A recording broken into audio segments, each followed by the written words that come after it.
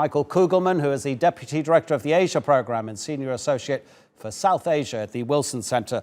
Michael, it's always a pleasure to have your analysis here on TRT World. Just give us, first of all, your overriding thoughts of what you've been seeing happening over the past few months with the Taliban continuing to advance.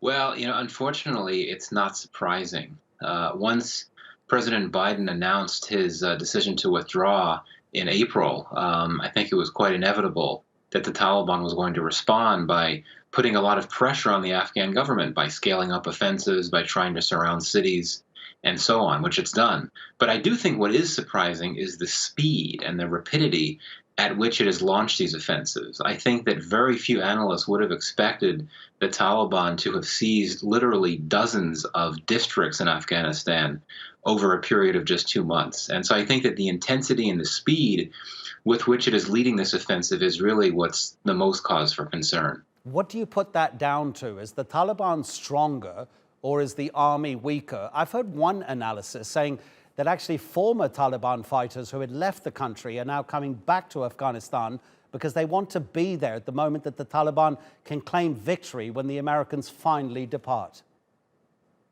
Yeah, I think it's a combination of a number of factors. One is that the Taliban has the capacity, it has always had the capacity to do the types of things that it's doing now, but it's actually held back in the past. The Afghan security forces have been weak and beleaguered and overmatched ever since the end of 2014, when the NATO combat mission officially ended, and that's what put Afghan forces on the front lines to fight an insurgency that they weren't ready to fight, quite frankly, despite their improvements in capacities and in warfighting skills in recent years. But what we're looking at now is that I think the Taliban has seized an opportunity. It knows that U.S. forces are finally gone, or finally going, and that it feels it has an opportunity to put as much pressure on the government as it can by exploiting these very significant deficiencies within the Afghan security forces. And I think that you could also chalk this issue up to other factors too, including just bad leadership from the Afghan government, poor coordination with military leaders, and not doing a good enough job to make sure that Afghan soldiers are equipped and prepared. I mean, there have been plenty of stories of Afghan troops surrendering to the Taliban just because they've run out of food and water.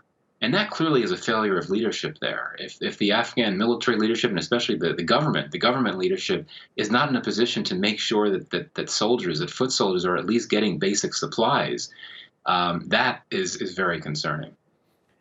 If a peace agreement is the only way for this situation to be resolved, because clearly if there's no peace process, the Taliban could potentially overrun the entire country the way it's going at the moment.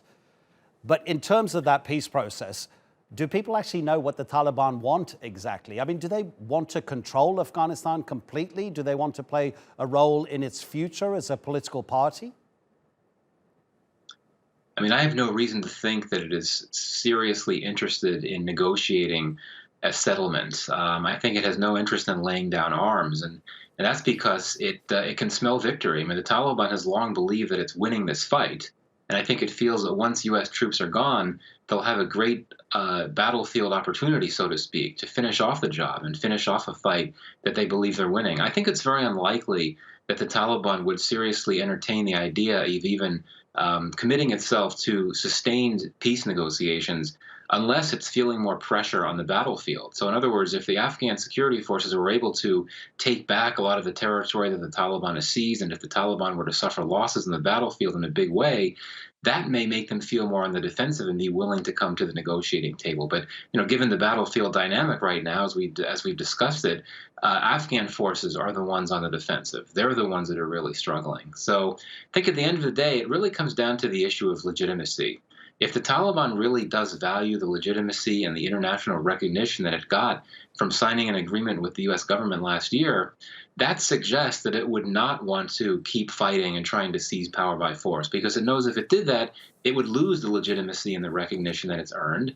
It would not receive any type of financial aid, foreign assistance from the international community under those circumstances, and it would be a global pariah again, like it was in the 90s. So that's the only issue. If the Taliban is concerned enough about maintaining that legitimacy, I think that's something that would hold it back from trying to just seize seize power by force. But I don't know. I'm not really sure how seriously it's concerned about the legitimacy issue at this point. Michael, really appreciate you talking to us. Thank you so much indeed. Michael Kugelman is from the Wilson Center.